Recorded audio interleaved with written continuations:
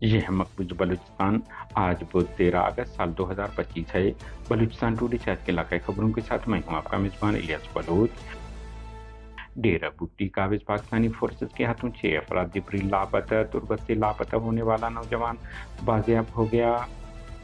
کوئٹہ کے زہری اور مصنوع سے خاتون سمیت 6 افراد کی نعشیں برآمد۔ تربت گھر پر دستی بم حملہ، 2 خواتین زخمی۔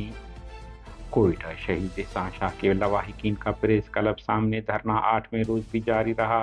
قاتل میجر کو گرفتار کرنے کی اپیل۔ کراچی جبری لاپتہ طالب علم زاہد علی کی بازیابی کے لیے احتجاج پریس کلب سامنے 1 ہفتے سے جاری۔